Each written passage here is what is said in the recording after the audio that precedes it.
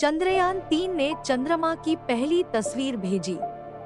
अब चांद से सबसे कम दूरी 170 किलोमीटर और सबसे ज्यादा दूरी 4313 किलोमीटर। 23 अगस्त को होएगी लैंडिंग।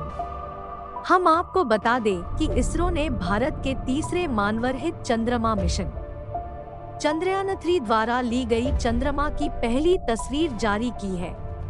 14 जुलाई 2023 को आंध्र प्रदेश के श्रीहरिकोटा स्थित सतीश धवन अंतरिक्ष केंद्र से दोपहर 2:35 पर चंद्रयान-3 को लॉन्च किया गया।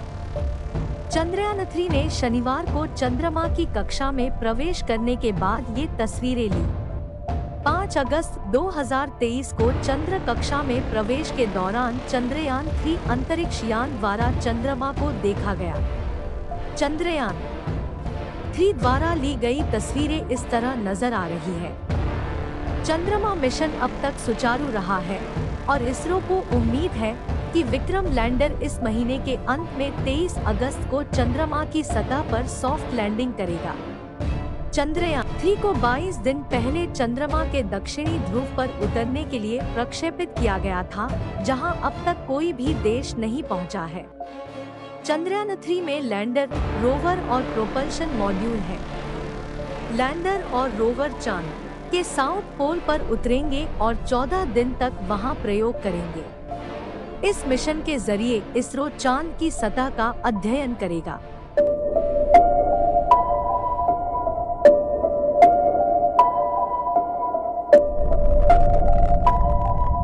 जिस देश में कभी साइकिल और बैलगाड़ी पर रखकर रॉकेट इधर से उधर ले जाए जाते थे, उसी देश ने अब चांद और आसमान पर कब्जा करना सीख लिया है।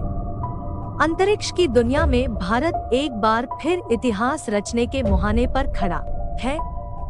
साथियों, इस वीडियो में हम लोग जानेंगे कि आखिर चांद का दक्षिणी ध्रुव इतना खतरनाक क्यों है। दूसरा, इस मिशन से भारत को क्या हासिल होगा। तीसरा, 14 दिन का ही मिशन क्यों। साथियों, इन सभी सवालों के जवाब जानने के लिए वीडियो में अंत तक बने रहिए। भारतीय अंतरिक्ष अनुसंधान संगठन इसरो का चंद्रयान-3 सफलतापूर्वक चांद पर कदम करने से चंद फरलांग दूर है। यानी चंद्रयान-3 ऐसी अंडाकार कक्षा में घूम रहा है जिसमें उसकी चांद से सबसे कम दूरी 174 किलोमीटर और सबसे ज्यादा दूरी 1437 किलोमीटर है। अब चंद्रयान-3 14 अगस्त को 11:30 से 12:30 बजे की बीच फिर से अपनी ऑर्बिट बदलेगा। इससे पहले 6 अगस्त को रात करीब 11 बजे पहली बार चंद्रयान की ऑर्बिट घटाई गई थी। तब ये चंद्रमा की 170 किलोमीटर इंटू 4313 किलोमीटर की ऑर्बिट में आया था। 22 दिन के सफर के बाद चंद्रयान-3 5 अगस्त को रोज शाम करीब 7:15 पर चंद्रमा की कक्षा में पहुंचा था। यान चंद्रमा की ग्रेविटी में कैप्चर हो सके, इसके लिए उसकी स्पीड कम की गई थी। स्पीड कम करने के लिए इसरो वैज्ञानिकों ने यान के फेस को पलटकर थ्रस्टर 1835 सेकेंड यानी करीब आधे घंटे के लिए फायर किए। चंद्रयान ने जब चंद्रमा की इस ऑर्बिट में प्रवेश किया था तो उसके ऑनबोर्ड कैमरों ने चांद की तस्वीरें कैप्चर की थी। इसरो ने ये भी बताया था कि चंद्रयान-3 सफलतापूर्वक चंद्रमा की कक्षा में स्थापित हो गया है। 23 अगस्त को लैंडिंग से पहले चंद्रयान को कुल 4 बार अपनी ऑर्बिट कम करनी है। वो रविवार को एक बार ऑर्बिट कम कर चुका है। चांद पर कदम रखने वाला ये हिंदुस्तान का तीसरा सबसे बड़ा मिशन है। इसे 642 टन वजनी 43.5 मीटर ऊंचे LVM-3M4 रॉकेट से लॉन्च किया गया। यह देश का सबसे ताकतवर बाहुबली रॉकेट है। अगर दक्षिणी ध्रुव पर लैंडर की सॉफ्ट लैंडिंग होती है तो भारत दक्षिणी ध्रुव पर पहुंचने वाला विश्व का पहला देश बन जाएगा। वास्तव में ये भारत के लिए एक ऐतिहासिक समय है। इसके स्थापित होने के बाद भारत को विश्व बिरादरी में अलग पहचान तो मिलेगी ही, साथ ही चांद हमें पृथ्वी के क्रमिक विकास और सौर मंडल के पर्यावरण की अविश्वसनीय जानकारियां दे सकता है। वैसे तो कुछ परिपक्व मॉडल मौजूद हैं, लेकिन चंद्रमा की उत्पत्ति के बारे में और अधिक स्पष्टीकरण की आवश्यकता है।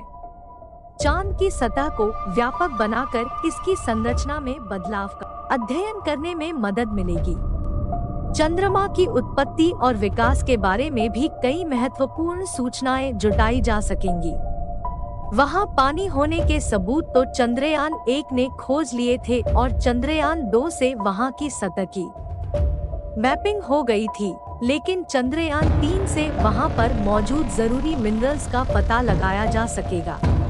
चंद्रयान 3 का लैंडर जहां उतरेगा उसी जगह पर यह जांचेगा कि चंद्रमा पर भूकंप आते हैं या नहीं। चंद्रयान 3 चांद के दक्षिणी ध्रुव क्षेत्र में उतरेगा जहां अभी तक कोई देश नहीं पहुंचा है। इसका मकसद चंद्रमा की जानकारी जुटाना है, ऐसी खोज करना जिनसे भारत के साथ ही पूरी मानवता को फायदा होगा। इन परीक्षणों और अनुभवों के आधार पर ही भावी चंद्र अभियानों की तैयारी में जरूरी बड़े बदलाव होंगे, ताकि भविष्य के चंद्र अभियानों की नई टेक्नोलॉजी को बनाने और उन्हें तय करने में मदद मिले। अब इंतजार केवल उस दिन का है जब चंद्रयान 3 चांद के दक्षिणी ध्रुव पर उतरेगा और पूरी दुनिया में भारत की तकनीकी दक्षता का डंका बजेगा। अब हम जानेंगे कि आखिर चांद का दक्षिणी ध्रुव इतना खतरनाक क्यों है। सबसे पहले हम बात करते हैं वहां के तापमान के बारे में। चंद्रमा के दक्षिणी ध्रुव पर सूर्य का प्रकाश नहीं पहुंचता है, जिससे वहां पर बहुत अंधेरा रहता है और सूर्य का प्रकाश वहां पर नहीं पहुंचने के कारण वहां का ताप बहुत कम होता है और कभी कभी तो वह का तापमान -200 डिग्री से भी कम चला जाता है। ऐसे में किसी इंसान का स्पेसक्राफ्ट से बाहर निकलना तो दूर, स्पेसक्राफ्ट का भी ठीक से काम करना मुश्किल होता है। इतने कम तापमान होने के कारण कई बार स्पेसक्राफ्ट के कई इक्विपमेंट काम करना बंद कर देते हैं। इसके अलावा दक्षिणी ध्रुव पर जगह जगह बहुत ऊबड़ खाबड़ है, जिससे वहां पर उपकरण को आने जाने में परेशानी होती है। इस कारण चंद्रमा की दक्षिणी ध्रुव पर कोई भी देश नहीं जाना चाहते। साथियों, अब हम जानेंगे कि यह मिशन 14 दिन का ही क्यों है।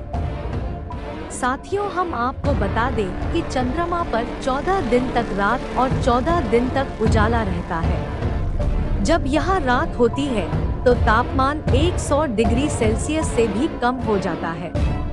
चंद्रयान के लैंडर और रोवर अपने सोलर पैनल से पावर जनरेशन करेंगे, इसलिए वो 14 दिन तो पावर जनरेट कर लेंगे, लेकिन रात होने पर पावर जनरेशन प्रोसेस रुक जाएगी। पावर जनरेशन नहीं होगा तो इलेक्ट्रॉनिक्स भयंकर ठंड को झेल नहीं पाएंगे और खराब हो जाएंगे। साथियों, ऐसी ही वीडियो और देखने के लिए वीडियो को लाइक करें और चैनल को सब्सक्राइब करके बेल आइकॉन को ऑल पर सेट करें।